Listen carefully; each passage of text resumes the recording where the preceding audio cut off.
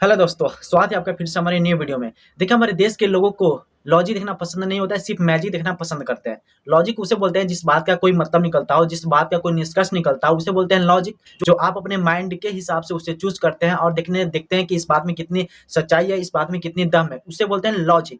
अब मैजिक उसे बोलते हैं जिस बात का कोई मतलब नहीं बनता हो, जिस बात का कोई निष्कर्ष नहीं निकलता हो। ऐसे ही आम जनता के सामने, ऐसे ही लोगों के सामने कुछ भी आप परोस दो अपने स्किल के अनुसार, उससे बोलते हैं मैजिक। और इसलिए हमारे देश में लोगों को लॉजिक देखना पसंद नहीं होता है, सिर्फ मैजिक देखना पसंद करते हैं। और शायद यही वजह है कि हमारे देश में साइंटिस्टों की तुलना में सबसे अधिक वैल्यू इन बाबाओं को दी जाती है। ऐसे बाबा को जो शुरुआत में तो इन बाबाओं का काफी नाम चलता है, काफी चर्चा होती है, काफी लोग इनको फॉलो भी करते हैं और इनको पूजनीय यानी कि देवता का दर्जा देते हैं, भगवान का दर्जा देते हैं और इन्हें फॉलो करते हैं। यानी कि इनके बातों को फॉलो करते हैं और ये जो बोलते हैं उनको मानते हैं। समझ रहे हैं ना? तो ये जो टाइम है ये 5G जमाना है, यानी कि इंटरनेट का जमाना है। और इंटरनेट के टाइम में कोई व्यक्ति कैसा भी किस तरीके से कब वायरल हो जाए इसका कोई गारंटी नहीं है। ठीक उसी तरीके से आज के टाइम में ऐसे बाबा वायरल हो रहे हैं जो अपने आप को दावा करते हैं कि इनके ऊपर किसी देवी देवता, गॉड, अल्लाह, ईश्वर, जो भी, मैं सबको मानता हूँ, सबको नहीं मानता हूँ, ठीक है? यानी सबको मैं इसलिए नाम रख दिया क्योंकि बहुत सारे ऐसे हिंदू में भी है, मुस्लिम में भी है और ईसाई में भी है। जिससे ईसाई में फादर बोलते हैं, पास्टर भी बोलते हैं, और मुस्लिम में मौलाना बोलते हैं, जो अपने आप को ये बोलते हैं कि उनके ऊपर किसी देवी देवता या फिर अल्लाह, ईश्वर का प्रकोप है, जिसके ज़रिए वो किसी भी व्यक्ति को ठीक कर देते हैं। चाहे उनका व्यवसाय से प्रॉब्लम हो या फिर नौकरी से प्रॉब्लम हो या फिर घर में दुःख तकलीफ या फिर किसी भी तरीके की समस्या क्यों ना हो, उसे वो ठीक कर देते हैं। यदि आप उनके पास जाते हैं, उनकी बातों को मानते हैं, उनके विचारों को फॉलो करते हैं, उनके आप देवदास बन जाते हैं। उनके द्वारा बनाए गए नींबू, मिर्चा, काले धगे जो आपको प्रोडक्ट के रूप में देते हैं और आपको बोला जाता है कि आपका जो भी समस्या है आपको ठीक हो जाएगा। या फिर आपको ये बोलते हैं कि आप इतने दूर जाइए और जाने के बाद इस भगवान का पूजा करिए, वहाँ पे जाकर आप नारियल फोड़िए, प्रसाद चढ़ाइए, या फिर आप इस दिन को फास्टिंग करिए। फास्टिंग मतलब होता है कि आप भूखे रहकर भगवान का अर्ज़ लगाइए, देन उसके बाद आपका समस्या का समाधान होगा।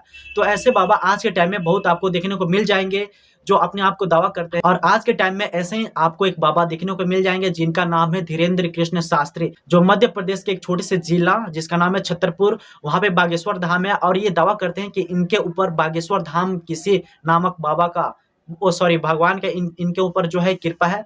और जो भी व्यक्ति उनके सामने जाता है तो उनके माइंड को पढ़ के, रीड करके उनके प्रॉब्लम को बता देते हैं, उनकी समस्या को बता देते हैं। लेकिन मैं आपको बता दूं कि ये ढोंगी बाबा है। इनके पास कोई ऐसी शक्ति नहीं है और ना ही इनके ऊपर किसी देवी देवता का कृपा है जिसके जरिए किसी भी सामने वाला व्यक्ति का ये माइंड पढ़ लेते हैं, उसके प्रॉब्लम का मतलब सॉल्यूशन दे देते हैं।